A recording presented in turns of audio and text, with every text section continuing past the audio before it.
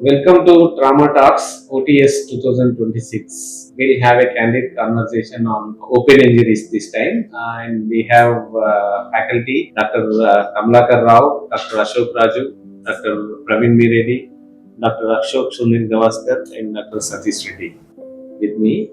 And so the question to Ashok Raju, what is is the 6-hour rule for debridement and fixation in open fracture still relevant in today's practice? I would take the 6 hours as a point where I would still keep it in mind because that gives me the concept of not delaying things. I think that would be my priority.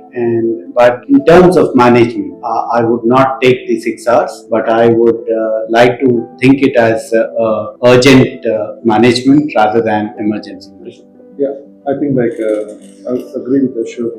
It's difficult to put a figure on that, but a sense of urgency has to prevail, and it's been shown quite clearly that the timing is not the most important one, rather adequacy. And if at all timing is important, one thing that I would like to start at the earliest when I have a patient is to put them on IV antibiotics as soon as possible. So that is where timing really matters. But with regards to debridement, I think it depends on the expertise, your resources, as soon as possible. Excellent. I think if you get a 12-hour-old injury today, you still use the same concept of when it is of 6-hour-old injury. Hope everybody accepts on this. Yeah, as Ashok said, the initial IV antibiotics, just washing the wound out, whatever major things are quite obviously seen, you just pick them and then shift to theatre as soon as possible, at the earliest possible slot.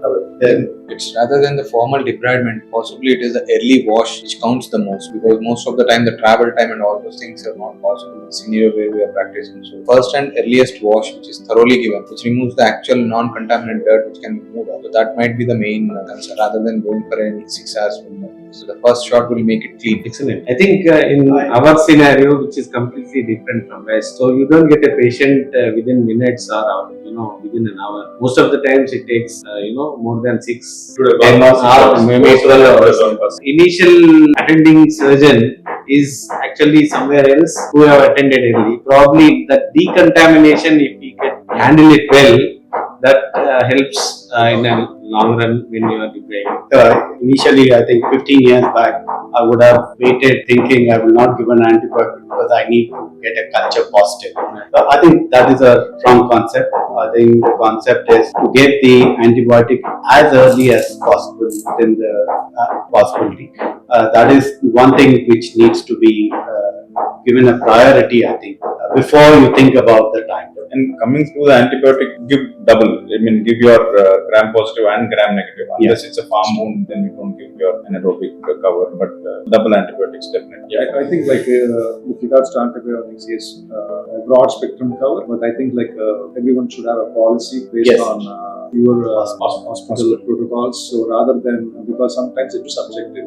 When you have 10 surgeons or 10 teams in one big hospital, everyone has their own policy. So I think be very conscious about the use of antibiotics as well. So I don't think there is a role for highly specialized antibiotics in an emergency scenario. Keep it basic, broad spectrum. I think the policy. As we are on this topic, I think we could also talk about when would you stop your antibiotic cover? Post debridement, how long would you continue? For me, for example, a closure or about 72 hours is when I would want to stop my antibiotics. So others have any different opinions on that? That depends on the grade of the injury as well. Grade 1, grade 2 is about 72 hours and so it's like when you close it, when the soft tissue cover is provided. So if you can primarily close it, you treat it like closing as soon as possible. If you are putting in a graft or something, of course, we recommend definitive soft tissue closure within 72 hours, but it may not be practically possible all the time. So I think there could be, if you are going to keep them uncovered, even with a negative pressure therapy, it still doesn't count as a definitive soft tissue closure. You may have to put them on antibiotics. So can we keep it this way, that it is an open injury, not for grade 1 and grade 3, till the wound is covered. So sometimes it takes longer in our scenario. So earliest coverage is always better with the plastic surgeon intervention. So the message is it may take longer, but it shouldn't be longer because of our neglect. Okay, like we shouldn't be like having policies like, okay, the policy is to cover it as soon as possible within 72 hours preferably. So that should be the idea. I think in most scenarios, 72 hours is a reasonable time before we're able to achieve coverage, unless the patient is sick for some other reason. I don't see a reason why we can't be closing it within 72 hours.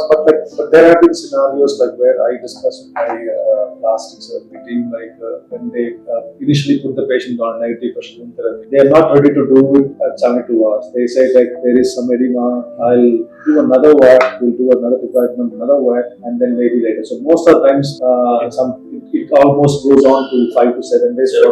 10 days. Their main concern will be regarding the condu. When they do the vascular flap or something, the repair part, they worried more that the repair might go for a toss because of the edema and everything. So they always want to defer it and play safe. So they want to push it to 5 to 7 days. So are there any strategies to expedite that? Like anything that you tell your plastic surgeon, no, like I want this to be covered as soon as possible, and how to reduce edema, and like how to optimize it. If I'm okay if my plastic surgeon says like, okay, we plan for a definitive closure pending the status of the wound. We go in, see the wound is good, we go again. If the wound is not bad, the wound is not good, we debride again and then go back and then do another whack. That's okay. But if the wound is good, why should we delay it? Absolutely. Yeah, I mean, the initial debridement itself, the plastic surgeon does it. They definitely do a very good job.